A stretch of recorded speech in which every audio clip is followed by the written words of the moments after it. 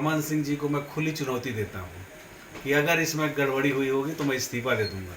और अगर गड़बड़ी नहीं निकला तो इस्तीफा देंगे क्या, उनसे पूछिए यार। छत्तीसगढ़ में कथित चावल घोटाले को लेकर केंद्र ने जांच के लिए नई टीम बनाई तो खाद्य मंत्री अमरजीत भगत ने रमन सिंह को चैलेंज दे दिया। जाहिर है रमन सिंह ने प्रदेश में कथित चावल घोटाले का आरोप लगाते हुए केंद्रीय मंत्री पीयूष गोयल को पत्र लिखा था। रमन ने इस मामले में सीबीआई जांच की मांग की थी और ये मुद्दा विधानसभा में भी जमकर गूंजा था। लेकिन अब नई टीम बनने के बाद अमरजीत चैलेंज दे रहे हैं कि जांच में गड़बड़ी निकली तो वे इस्तीफा दे देंगे। रमन सिंह जी के जमाने में नान घोटाला होता था, 36,000 करोड़ का जो घोटाला आज भी जांच के दायरे में, केवल हाई कोर्ट के आदेश पर वो रुका हुआ है। अब पलट करके जो आरोप लगा रहे हैं चावल घोटाले के बाद, तो रमन सिंह जी को मैं खुली चुनौती देता हूँ कि अगर इसमें गड़बड़ी हुई होगी तो मैं इस्तीफा दे दूंगा। और अगर गड़बड़ी नहीं निकला तो इस्तीफा देंगे क्या, उनसे पूछिए यार। बीजेपी तो कांग्रेस सरकार पर केंद्रीय पुल के चावल को बांटने में घोटाले के आरोप लगा रही है। ये आरोप भी कोई छोटा नहीं है। करीब 5,000 करोड़ के घोटाले का आरोप बीजेपी मढ़ रही है। हालांकि अमरजीत के चैलेंज पर बीजेपी ने भी पलटवार किया। ये हमने प्रमाण सहित विधानसभा में प्रस्तुत किया था। 60,000 मीट्रिक टन चावल की अफरा तफरी छत्तीसगढ़ के दुकानों में किया गया है, जो केंद्र से आता है। 4 सदस्यीय टीम आई हुई है।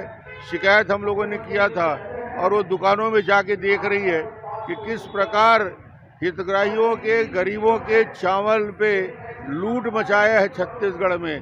कुल ये 5,000 करोड़ का घोटाला हुआ है। मैं इसमें कहना चाहता हूँ कि जिस प्रकार से खाद्य मंत्री के द्वारा चैलेंज किया गया और ये कहा गया कि डॉक्टर साहब त्यागपत्र दे दे या मैं त्यागपत्र दूंगा, सवाल त्यागपत्र का नहीं है।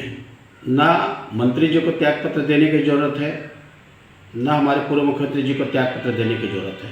मंत्री जी को जो विधानसभा में जो प्रश्न लगाए थे डॉक्टर साहब, जो प्रश्न मैंने लगाया था, जो प्रश्न डॉक्टर साहब रमन सिंह जी लगाए थे, उनके उत्तर को खुद मंत्री जी को देख लेना चाहिए।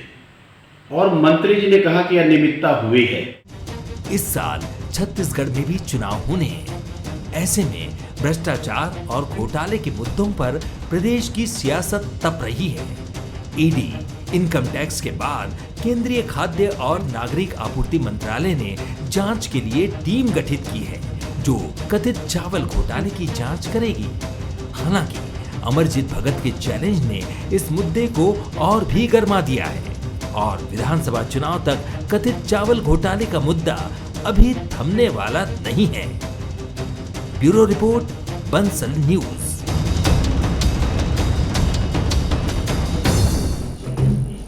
नमस्कार, आज के मुद्दे में आप सभी का स्वागत है। मैं हूं आदित्य नामदेव। छत्तीसगढ़ में चावल घोटाले की गूंज हर तरफ नजर आ रही है। रमन सिंह सामने आ गए, सेंट्रल एजेंसियां लगातार दबिश दे रही हैं। कहा जाता है कि गरीबों का नेवाला चावल बनता है और चावल वाले बाबा के नाम से छत्तीसगढ़ में डॉक्टर रमन सिंह को जाना जाता था। ऐसे में उनका एक पत्र विधानसभा में हमने देखा, लगभग 40 मिनट का डिस्कशन हुआ था इस पूरे विषय को लेकर। लेकिन उसके बाद जिस तरह से सेंट्रल की एजेंसियां यहां पर आकर दस्तक दे रही हैं, लगातार ये चीज सामने आ रही है कि अब सेंट्रल एजेंसियां इसको लेकर मुखर हो रही हैं। यहां पर अमरजीत भगत कहीं ना कहीं जो है वो फिर से अपने इस्तीफे का दांव यहां पर खेल दिए, कभी मूछों का दांव यहां पर खेल रहे हैं। तो आने वाले समय में ये आप मान के चल रहे हैं कि आने वाले समय में इस विषय को लेकर और भी राजनीति हो सकती है। छत्तीसगढ़ के नए नवेले चावल घोटाले की गूंज विधानसभा में हमने सुनी थी। तत्काल सब चीजें हुई, 40 मिनट का डिस्कशन हुआ, जवाब भी नहीं दे पाए थे अमरजीत भगत। मैं उस समय विधानसभा मौजूद था। लेकिन अब जो है अमरजीत भगत का बहुत साफ तौर पर यह कहना है कि आपको जो करना है कर लीजिए, इसमें किसी भी तरह का कोई घोटाला नहीं हुआ। घोटाला हुआ तो वो इस्तीफा तक दे देंगे। रायपुर की सेंट्रल की जो टीम आई है वो रायपुर सहित पूरे प्रदेश का दौरा कर रही है, लगातार अलग अलग जगहों पर दबिश दे रही है और कहीं ना कहीं ये बताने की प्रयास कर रही है सेंट्रल एजेंसियां कि यहां पर घोटाला हुआ है। रमन सिंह ने आरोप सीधे तौर पर लगाया था 59,000 मीट्रिक टन चावल का। आखिर वो चावल गया कहां? और उसके बाद अगर मैं बात करूं कि जिस तरह से चीजें हो रही हैं छत्तीसगढ़ में बहुत साफ है, आने वाले समय में जब कांग्रेस जो है धान के और किसान के मुद्दे पर जब वोट मांगने जाएगी तो निश्चित तौर पर भारतीय जनता पार्टी का रुख बहुत साफ रहेगा। चावल घोटाले की याद वो ज़रूर जो है वो कांग्रेस के लोगों को दिलाएगी जब वो वोट मांगने के लिए जाएंगे। तो आज इसी विषय पर हम चर्चा करेंगे, चावल पर चैलेंज। हमारे साथ बातचीत करने के लिए 3 बेहद खास मेहमान मौजूद हैं। हमारे साथ अजय साहू जी मौजूद हैं, कांग्रेस के वरिष्ठ नेता प्रवक्ता, बहुत स्वागत करता हूं उनका। हमारे साथ रामावतार तिवारी जी हैं, वरिष्ठ पत्रकार हैं, बहुत स्वागत करता हूं उनका। हमारे साथ रजनीश सिंह जी हैं, जो भारतीय जनता पार्टी से विधायक है बेलतरा से, बहुत स्वागत करता हूं मैं। सबसे पहले अजय साहू जी के पास चलूंगा। अजय साहू जी, आप लोग हर बार बलि का बकरा अमरजीत भगत को ही क्यों बना देते हैं? मूंछ दांव पर लगती तो अमरजीत भगत की, इस्तीफा देना है तो अमरजीत भगत। इतना बड़ा मुद्दा हो गया चावल का कि किसी मंत्री को इस्तीफा देने की नौबत आ जाए, अगर आप चैलेंज कर रहे हैं तो यह तो एक तरह की स्वीकारोक्ति हुई ना, चैलेंज करना। मुख्यमंत्री जी का बयान बहुत साफ था, एक भी किसी तरह का घोटाला नहीं हुआ है, चाहे तो आप जांच करा लें। लेकिन ये चैलेंज करना, पद के इस्तीफे की बात कर देना, ये क्या ये मानकर चल रहे हैं कि कुछ ना कुछ हुआ है? अजय साहू जी। देखिए आदित्य जी, इस देश की संस्कृति रही है कि एक ट्रेन का एक्सीडेंट होता था तो मंत्री इस्तीफा दे देता था। कांग्रेस का ये कल्चर रहा है कि जिम्मेदारी लेना, नैतिकता की जिम्मेदारी जरूरी है। अगर लोकतंत्र के आप स्तंभ के सदस्य हो और आपके ऊपर कोई इस तरीके की बातें आती है तो आपको उसका डटकर मुकाबला करना है। भारतीय जनता पार्टी की संस्कृति क्या है? इनके केंद्रीय मंत्री किसानों के ऊपर गाड़ी चला देते हैं, गिरफ्तारी नहीं होती, FIR नहीं होती।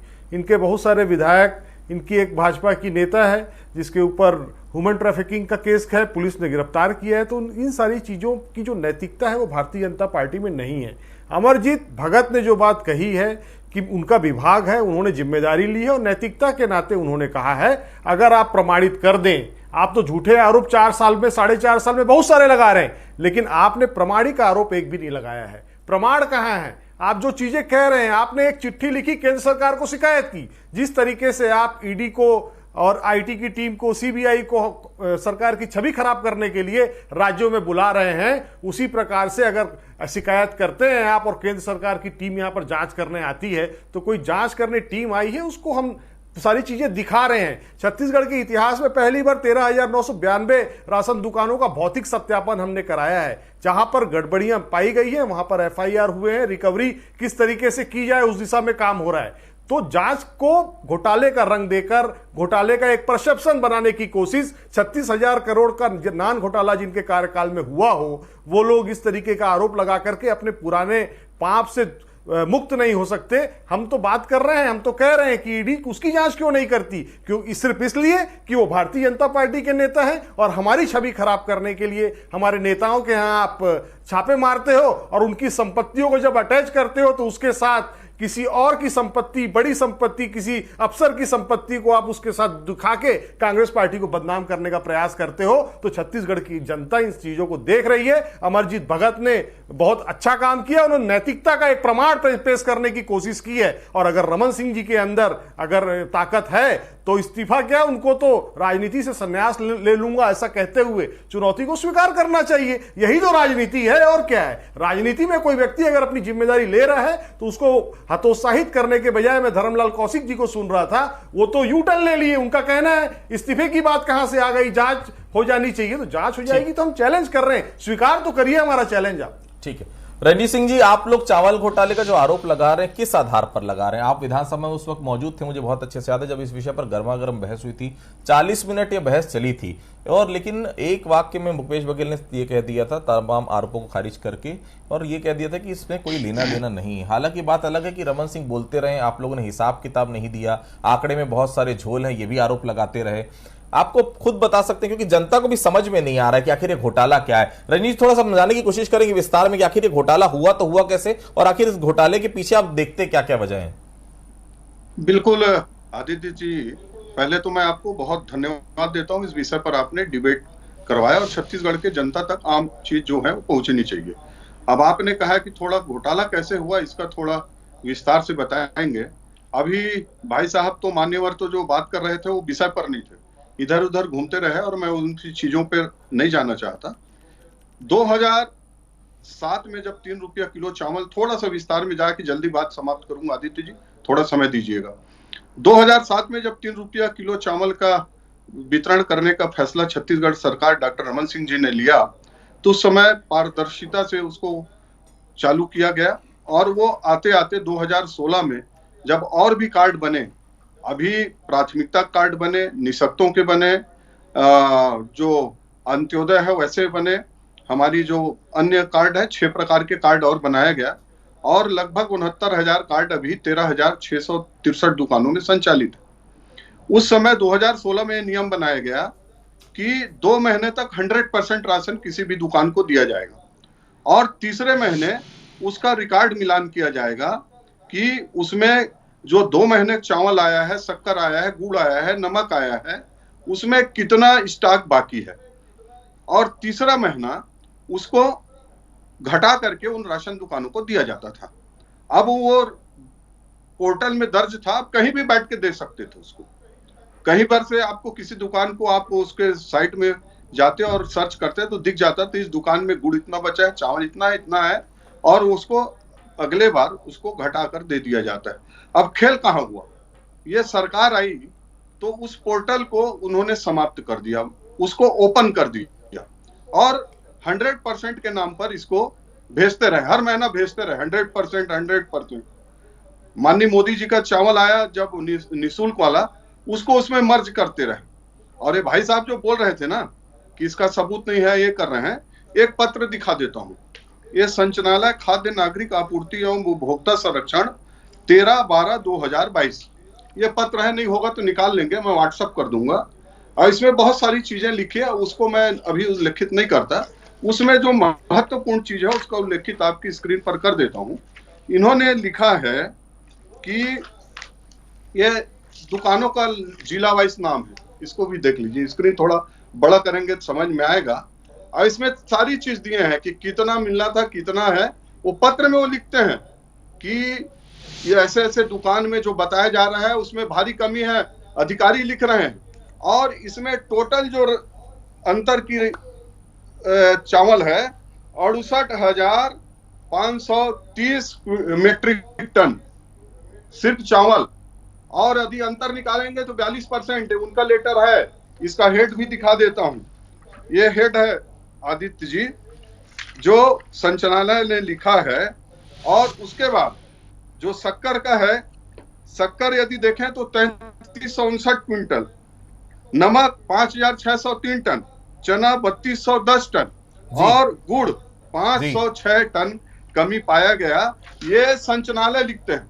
और जिस दिन आपने बात किया विधानसभा में, आप उल्लेखित थे, माननीय मंत्री जी भी अभी जब चुनाव समय आ गया 3 महीना, तो बोल रहे मैं इस्तीफा दे दूंगा। अरे उनमें नैतिकता था ना साहू जी, तो विधानसभा में घोषणा करते कि मैं यदि इसमें सिद्ध हो गया चावल का, और इन्होंने यदि चावल का कमी नहीं हुआ है तो कितने अधिकारी को इन्होंने सस्पेंड किया है, क्यों किए बताओ, उनका कितने जिलों में जांच में पाया गया है। मंत्री जी ने, आप थे विधानसभा में, 24 मार्च तक हम सारा डाटा दे देंगे कितना हुआ नहीं हुआ। तो ये बहुत बड़ा घोटाला हुआ है। और अभी आदित्य जी अभी और बताऊं, उसमें दिखा रहे हैं कि फलाने दुकान में, रायपुर की इस दुकान में स्टॉक है, आप वहां चले जाओ, 1 क्विंटल चावल नहीं है। लेकिन अपने पाप को छिपाने के लिए दुकानदारों को बोला जा रहा है 300 क्विंटल कमी है, इसको मार्केट से लेकर के बांटो, और उसको उसमें जो माननीय मोदी जी का जो चावल उसमें उसको एडजस्ट करने की कोशिश कर रहे हैं। तो ये घोटाला है। और ये मोदी जी का चावल जो कह रहे हैं वो मोदी जी का चावल नहीं है विधायक जी, मोदी जी का चावल नहीं है, वो मोदी जी का चावल नहीं है। थोड़ा समझ लो, वो किस योजना का चावल है उसका नाम लीजिए। मोदी जी का चावल क्या होता है, बोल रहा हूं उसको समझ लो। अरे आप पहले बताइए वो किस योजना का चावल है।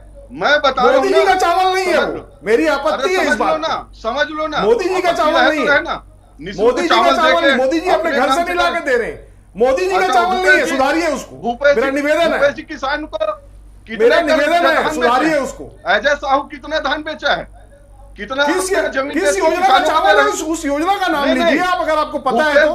मोदी जी का चावल नहीं है। बघेल जी अपना, आपके सरकार जमीन बेच के दे रही किसानों को पैसा, बड़े बड़े होर्डिंग लगाए हो। लेकिन मैं बोल रहा हूँ भूपेश बघेल का चावल है, मोदी की सरकार है, राजीव गांधी किसान न्याय योजना के तहत हम पैसा दे रहे हैं। आप इस तरीके से मोदी जी का चावल आप कैसे कह रहे हैं? मोदी जी का चावल कैसे कहा आपने? 2 बार 3 बार इस शब्द का आपने उपयोग किया, कैसे किया आपने? ये आप ये बताइए कौन सी योजना है मोदी जी का चावल? मोदी जी का चावल किस योजना का नाम है बताइए आप मुझे। रंजन जी क्लियर कर दीजिए जी। जमीन थोड़ा बताए, कौन सा प्रॉपर्टी बेच के छत्तीसगढ़ के किसानों को दे रहे हैं? थोड़ा बताएं। चलिए रंजीत जी से शायद संपर्क नहीं हो पा रहा, फिर वापस चलूंगा। रामतर जी, शराब घोटाला, कोयला घोटाला, चावल घोटाला, सब चुनाव के समय ही सामने आ रहे हैं, आप समझ रहे हैं ना, क्या कहेंगे इस पर? इसमें राजनीति हो सकती है और ऐसे मुद्दे उठाकर सरकार को घेरने का काम विपक्ष करती है जी। विपक्ष अपना धर्म निभा रही है, सत्ता पक्ष अपना धर्म निभा रहा है, अलग अलग धर्म निभा रहे हैं, हम अपना धर्म निभाए। अब हम चावल घोटाले को समझने की कोशिश करते हैं। जी। पहली बार ये मामला विधानसभा में रमन सिंह जी ने उठाया, उठाने के बाद ये गड़बड़ी सामने आई और तब अधिकारियों ने भी अपनी गलती स्वीकार की। गलती ये स्वीकार की कि ये चावल में निचले स्तर पर गड़बड़ी पाई गई है। निचले स्तर पर गड़बड़ी ये पाई गई कि जो सोसाइटियों को चावल दिया गया है, वो चावल जो बचता है, हर बार जो चावल देते हैं उसको बचता है, उसको वापस नहीं कर रहे हैं और उसका हिसाब किताब नहीं है। तब हिसाब किताब नहीं है ये पता लगा, उसके बाद टीम बनाई और जांच की गई। अब जांच के बाद ये सब आया सामने कि इसमें कलेक्टर और फूड इंस्पेक्टर की प्रथम जिम्मेदारी बनती है जी। तो निचले स्तर पर उन दोनों को निर्देश दिया गया, नोटिस दी गई जी। और जो सोसाइटी, प्रथम जिम्मेदारी सोसाइटियों की बनती है कि जो सोसाइटी अधिक चावल लिए हैं, फिर वो चावल देने के बाद, तमाम गरीबों को देने के बाद, पात्र लोगों को देने के बाद जो चावल बच जा रहे हैं उसकी वापसी के कोई लिखा पढ़ी नहीं है। तो वापसी की जब लिखा पढ़ी नहीं है तो अब उसके बाद जब गड़बड़ी सामने आई है, उसके बाद शासन स्तर पर इसकी जांच पड़ताल शुरू हुई, तमाम लोगों को नोटिस दी गई है, बहुत लोगों से रिकवरी हो रही है और जिन लोगों को रिकवरी नहीं दे सकते उनके खिलाफ अपराध दर्ज हुए हैं। तो अलग अलग तरीके से कार्रवाइयां हो रही है। अजय साहू जी, जी अजय साहू जी, जो शिकायत की गई, रमन सिंह ने एक पत्र लिखा है सेंट्रल को, आपको याद होगा, पत्र की कॉपी भी हमने दिखाई थी अपने कार्यक्रम में, आंकड़े भी दिए हैं। रमन सिंह 15 साल के मुख्यमंत्री रहे हैं। अजय साहू जी, कोई भी बिना तथ्य के तो चीज दी नहीं होगी, और सेंट्रल एजेंसी आई है तो बिना लोकल इंटेलिजेंस जो की यहाँ टीम रहती है उससे बिना कंफर्म किए आई नहीं होगी, उसके बाद ही टीम आई होगी। और ओवर कॉन्फिडेंस तो नहीं लग रहा कांग्रेस को बहुत ज्यादा कि आप लोग लगातार ज्यादा ओवर कॉन्फिडेंस में नजर आ रहे हैं? देखिए आदित्य जी, जब डॉक्टर रमन सिंह जी ने शिकायत की तो उस शिकायत की पुष्टि करने के लिए अगर टीम यहाँ पर आ रही है तो राज्य सरकार इससे घबराने वाली नहीं है। इससे पहले भी ईडी की जो टीम है वो लगातार कार्रवाइयां कर रही है, हम उनका भी मुकाबला कर रहे हैं, इनका भी सामना करने को हम तैयार हैं।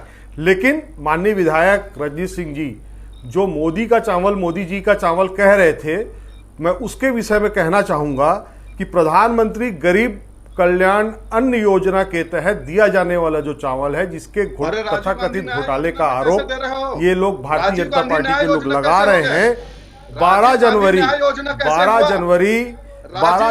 2022 को पीआईबी के द्वारा जो जारी विज्ञप्ति है वो बताती है कि छत्तीसगढ़ की सरकार ने 98% लक्ष्य उसमें प्राप्त किया है, जिसकी भारत सरकार प्रशंसा करती है। लेकिन छत्तीसगढ़ के अंदर राजनीति करने के लिए, छत्तीसगढ़ के अंदर व्यवस्था का भाव फैलाने के लिए, सरकार को बदनाम करने की कोशिश करने के लिए, ये दर्शाने के लिए कि ये सरकार गरीबों का चावल डकार रही है, ऐसा आभा मंडल तैयार करने के लिए भारतीय जनता पार्टी इस तरीके से राजनीतिक नौटंकी कर रही है। लेकिन अगर भारतीय जनता पार्टी के अंदर ताकत है तो वो अमरजीत भगत की चुनौती को स्वीकार करें। छत्तीसगढ़ के अंदर मुख्यमंत्री भूपेश बघेल का राज है, डॉक्टर रमन सिंह जी का राज नहीं है। जहां पर जिन्हें घोटालों का बाबा कहा जाता था, यहां पर किसान का बेटा मुख्यमंत्री है रंजीत सिंह जी।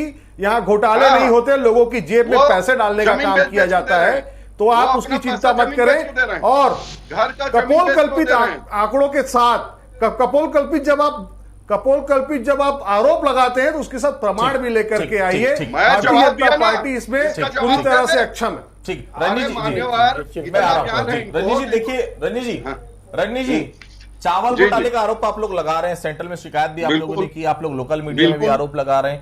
आप लोग इस मामले को लेकर हाईकोर्ट भी जा सकते थे, सिर्फ चुनाव तक मामले को खींचना यह उद्देश्य तो नहीं, क्योंकि पिछली बार आपकी सत्ता केवल धान, चावल और किसानों के मुद्दे पर ही गई थी। रजनीश जी देखिए आदित्य जी, यदि हम सेंट्रल को लिखेंगे तो यह विषय आएगा कि कोर्ट क्यों नहीं गए, कोर्ट जाएंगे तो बोलेंगे कि एसीबी के पास क्यों नहीं गए, एसीबी जाएंगे तो बोलेंगे कि आपको ईडी के पास जाना था। तो ये विषय ये नहीं है। विषय ये है कि इनका चावल घोटाला प्रमाणित है, अधिकारी बता रहे हैं। और अभी रामोतार जी ने भी स्वीकार किया कि जांच चल रही है, अधिकारियों के खिलाफ कार्रवाई हो रही है। तो हर घोटाले के पीछे अधिकारी कर दिया तो सरकार के ऊपर फिर क्यों आरोप? किसी में कोई है, किसी में कोई है। कोयला घोटाला इसने कर दिया, वो घोटाला उसने कर दिया, तो सरकार नैतिकता की बात करने वाले तो कौन है इसका जवाबदार?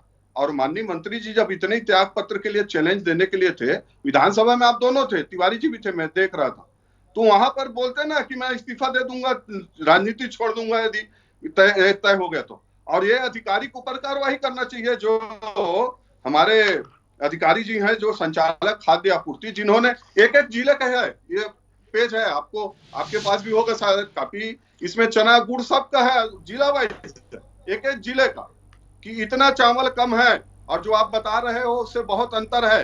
टोटल 42% की ये है, और इससे बड़ा सबूत चाहिए। दुकान में अभी जा रहे हैं तो वहां नहीं मिल रहा है, उनसे रिकवरी करवा रहे हैं, वहां स्टॉक दिखा रहे हैं, वहां कुछ नहीं। इससे बड़ा क्या सबूत चाहिए? और यदि आप चाहते हैं कि इसका जांच हो तो सेंट्रल टीम आई हो, उसको बताइए कि हाँ इस साल से। अच्छा, मैं इनसे और पूछना चाहूंगा अपने ज्ञानवान मित्र से, हम तो चाहते हैं जांच हो और सहयोग कर रहे हैं। हम जब नान घोटाले के लिए एसआईटी का गठन करते हैं तो धर्मलाल कौशिक कोर्ट जा करके स्टे लाते हैं। मतलब आपने नान घोटाला किया है तब आप डर रहे हैं ना, जांच में सहयोग क्यों नहीं कर रहे हैं आप नान घोटाले में? क्यों ईडी को पत्र नहीं लिखकर लगता रमन सिंह कि नान घोटाले की जांच की जाए, मनी लॉन्ड्रिंग हुई है कि नहीं? पनामा पेपर्स में छत्तीसगढ़ का पैसा बाहर ले जाकर के कहां जमा हुआ किया गया है, ईडी उसकी जांच क्यों नहीं करती है? सिर में बैठा के रखे हो, जो मुख्य आरोपी उसको सिर में बैठा के रखे हो, 4.5 साल में ये भी हैसियत नहीं है कि उसकी जांच करवा लें, तो करते रहो ना, चिल्लाते रहो, कौन सुनने वाला है आपको? ये इसमें ये पोर्टल को क्यों हटाया, इनसे थोड़ा पूछिए।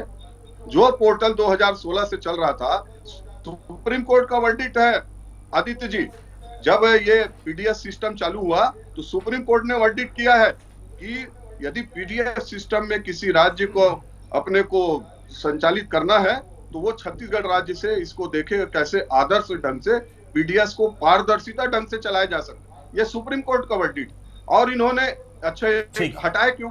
इनके पीछे मंशा क्या है? वो जो पोर्टल था जिसमें हर जिले का, हर दुकान का जो बचत राशन है वो दिख जाता था, उस पोर्टल को हटाने के पीछे क्या उद्देश्य है? क्या साबित करना चाहते थे? भ्रष्टाचार। मैं आता हूं आपकी बात। रंजीत जी, रामोतार जी, आपका इतना लंबा अनुभव रहा है, जब कोई मामले की सेंट्रल एजेंसी जांच करती है उसकी रिपोर्ट कब तक आ जाती है? 6 महीना, साल भर? तब तक तो छत्तीसगढ़ में विधानसभा चुनाव निपट जाएंगे, लोकसभा चुनाव आ जाएगा। टाइमिंग को लेकर कुछ संशय लग रहा है कि अब इस मामले को उठाना क्या, आखिर क्या संकेत क्या है रामोतार जी? पॉलिटिकल देखिए, राजनीतिक आरोप प्रत्यारोप तो चलते रहेंगे और इसी को लेकर जाएंगे। जो ज्यादा जनता के बीच संदेश दे दिया वो उसको फायदा हो जाएगा। मैं एक दूसरी बात बता रहा हूं कि रमन सिंह जी की शिकायत के बाद यहां पर विभाग ने इसकी जांच पूरी तरह से डिटेल केंद्र सरकार को बताई। अब केंद्र सरकार के जो अधिकारी आए हैं उन्होंने कल मंत्रालय में मीटिंग ली, और मीटिंग में जो जवाब दिया गया, राज्य सरकार के द्वारा जो जवाब दिया गया, केंद्र सरकार को दिया गया था, और अधिकारियों के साथ बैठ करके सूक्ष्मता से आंकड़ों की जांच कर रही है। उसके अलावा वो जिलों में जाकर भी उन आंकड़ों को समझने की कोशिश कर रही। तो इस मामले में आरोप प्रत्यारोप की राजनीति के अलावा जो एजेंसी आई है उसकी जांच रिपोर्ट को भी प्रतीक्षा करनी चाहिए और देखना चाहिए कि गड़बड़ी हुई किस स्तर की है। देखो, पहली बात तो गड़बड़ी हुई है, अब वो किस स्तर में हुई है, कितने की हुई है और कौन जिम्मेदार है, ये अभी बाकी है, वो जांच के बाद पता चलेगा। परंतु जो प्रशासन इतना बड़ा काम कर रहा है, उस प्रशासन को ये पहले ही गड़बड़ी को पकड़ लेते तो ये इतना बड़ा मुद्दा नहीं बनता। और ये जो गड़बड़ी आज वसूली हो रही है आखिर लोगों से, सोसाइटियों से, समितियों से, लोगों, जिम्मेदार लोगों से आखिर रिकवरी हो रही है, तो रिकवरी उतना हो नहीं पाएगी जितनी रिकवरी की संभावना व्यक्त की जा रही है। अगर पहले प्रशासन इतनी बड़ी योजना है, सफल योजना मानी जाती है, उसमें अगर निगुना है उसको समय रहते बंद कर देते, इतना बड़ा मामला उजागर नहीं। अजय जी, आप लोग घोटालों में फंसते हुए नजर आ रहे हैं, कितनी बड़ी चिंता है पार्टी के लिए? अभी तक सरकार की छवि पर सवाल एक बार भी नहीं उठा, लेकिन पिछले 1 साल से लगातार छवि पर सवाल उठ रहा है, लगातार घोटाले सामने आ रहे, भारतीय जनता पार्टी घोटाले लेकर आ रही। पार्टी के लिए बड़ा चैलेंज मानते हैं विधानसभा चुनाव? देखिए, टाइमिंग को समझिए। भारतीय जनता पार्टी समझ चुकी है कि जितने भी चुनाव 2018 के बाद छत्तीसगढ़ में हुए हैं उसमें उसको हार का सामना करना पड़ा है। भारतीय जनता पार्टी की स्थिति छत्तीसगढ़ के अंदर क्या है ये डॉक्टर रमन सिंह और भारतीय जनता पार्टी बहुत अच्छे से जान रही है, लेकिन क्योंकि चुनाव आने वाले हैं तो किस तरीके से भूपेश बघेल के चेहरे को बदनाम किया जाए, किस तरीके से कांग्रेस पार्टी की सरकार को बदनाम किया जाए, ऐसा आभा मंडल तैयार किया जा रहा है। इसके लिए केंद्रीय एजेंसियों का दुरुपयोग किया जा रहा है, लेकिन छत्तीसगढ़ की जनता देख रही है, उसे भरोसा है किसान के बेटे भूपेश बघेल पर। रजनीश जी, आप लोग पर आरोप है कि आप लोग ईडी के पार्टनर है, शराब घोटाला, कोयला घोटाला, चावल घोटाला, यह सब चुनाव के आसपास लेकर ईडी को लेकर सेंट्रल एजेंसियों को लेकर साबित करना चाह रहे हैं और पब्लिक के बीच में ऐसा मैसेज देने की कोशिश कर रहे हैं और लोगों को भी यह लग रहा है कि सेंट्रल एजेंसीज का दुरुपयोग हो रहा है कहीं ना कहीं। क्या सरकार को हटाने के लिए विधानसभा चुनाव के लिए आप ये तमाम एजेंसियों का उपयोग कर रहे हैं? छोटा सा जवाब, फिर मुझे वाइंड अप करना है। आदित्य जी, आप जिन जिन चीजों को आपने उल्लेखित किया, शराब घोटाले का 2 पेटी रखा है, कब से चल रहा है। छत्तीसगढ़ का बच्चा बच्चा जान रहा था कि शराब में क्या हो रहा है, कोयला में क्या हुआ, सब प्रूफ सामने है। कितने ईडी अटैच की है संपत्तियां, शराब में कितनी संपत्ति अटैच हुई है, शराब में क्या क्या किया जाता था, ये तमाम चीज है। उसको नहीं बदले तो आपत्ति है। तो देखिए, चावल का घोटाला सामने आया है, क्या प्रूफ होगा ये तो आने वाला समय बताएगा, लेकिन सेंट्रल एजेंसियां लगातार छत्तीसगढ़ में दबिश दे रही है। कोयला घोटाला, उसके बाद शराब घोटाला, चावल घोटाला, कहीं ना कहीं इन घोटालों की आड़ में भारतीय जनता पार्टी सरकार को घेरने का प्रयास कर रही है। जनता क्या जवाब देगी तो विधानसभा चुनाव 2023 का नतीजा बताएंगे। आप सभी लोगों में से जुड़े, आप सभी लोगों को बहुत बहुत धन्यवाद। तो आज के मुद्दे फिलहाल इतना ही, बाकी खबरों के लिए आप बने रहिए बंसल न्यूज के साथ।